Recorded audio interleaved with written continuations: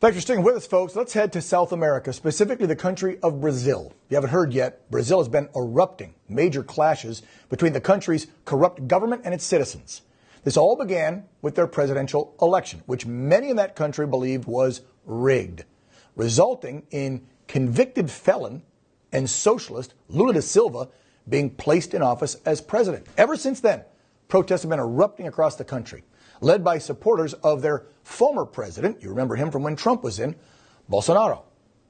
So, who's right, the people, the government? People of Brazil believe the election was stolen by Lula and his fellow socialists, and they are unhappy with the theft of their democracy. With that, they've been taken to the streets in protest, which has led to a massive group of unhappy voters entering Brazil's congressional building this past week. Look at this. Of course, the left's first action was to compare these events with January 6th. And folks in our country started calling this an attempted coup and an attack on Brazil's democracy. During the same time, the current president, again, the convicted felon socialist, Lula's police have arrested over 1,500 protesters. They fired tear gas into crowds. They've beaten them with billy clubs. Yes, protesters have been killed by police officers and military down there. Again, this is all at the order of their president. Meanwhile, 2 days before his term ended, the defeated Bolsonaro flew to Florida.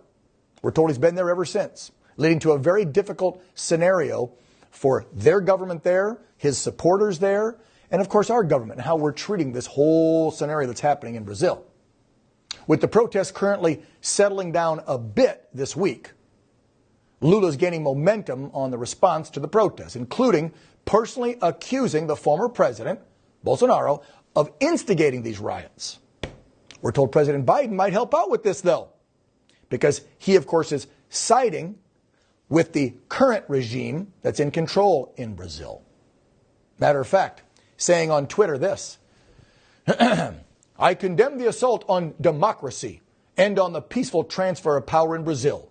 Brazil's democratic institutions have our full support, and the will of the Brazilian people must not be undermined.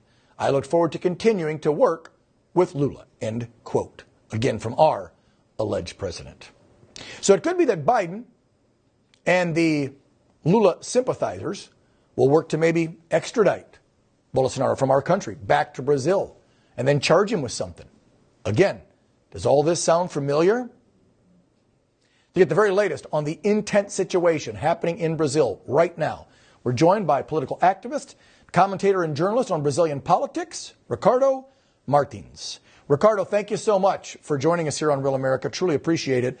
I would say this looks like a powder keg getting ready to explode, but it looks like it's already exploded, and now there's just a different explosion every other day. However, I'm getting reports that the protests have died down. Is that in fact true? Because I don't know that we're getting all the accurate media reports from your country into ours.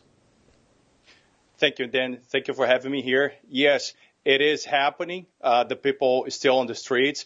Even the truck drivers are now stopping many highways in the country, and the media is covering it up. This is the same pattern that happened here in 2020.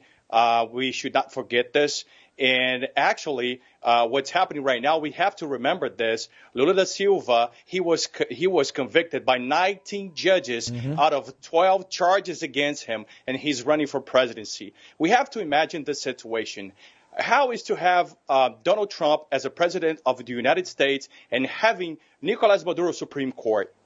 The problem in Brazil, it's the Supreme Court.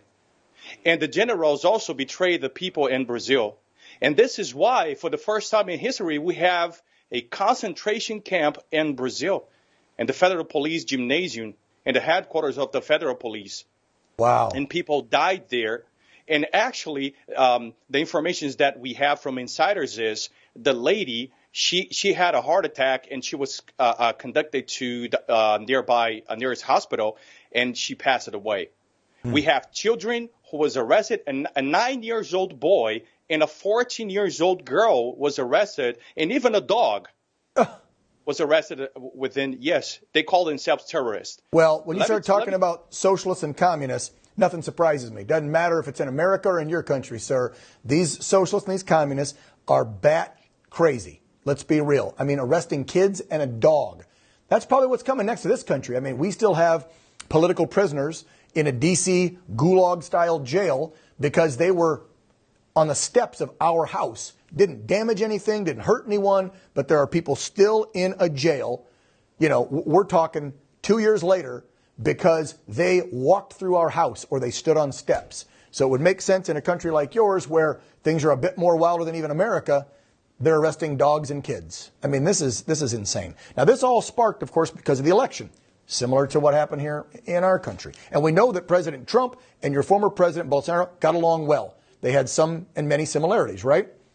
Do you feel, and what has pointed to cause the uprising? Like, what was that last straw that broke the camel's back? Was there evidence of election tampering that day of, or stuff that led up? But what really set this whole powder keg off where they believed your elections were rigged as well? Remember, 2018, Lula, he was arrested and he was taken out of jail by a Supreme Court judge. We have to imagine this. 9 out of 11 judges are socialists, and they were put in there by Lula da Silva and Dilma Rousseff. They're all socialists, and they're going to stand for what is right. We have a tribunal called Electoral Court, which is the chief judge, Alexandre de Moraes, that sits as the head of the Supreme Electoral Court. He is against Bolsonaro 100%. And we knew this situation was coming against her after 2020 elections in America. And the people went to the streets after the election results because we were preparing for this. But now what's coming next, we actually don't know yet, but we are preparing. We have for first time in history a conservative and right-wing Senate and the Chamber of Congress in Brazil for first time in history. But now, with Alexandre de Moraes, with so much power in hands, we never know what's going to happen. Wow.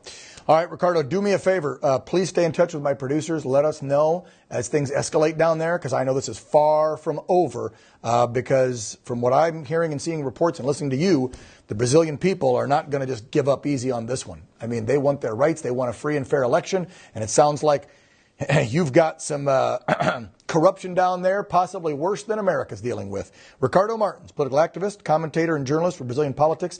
Thank you so much, sir. Appreciate it. Thank you for standing with us, Dan. Of course. Take care.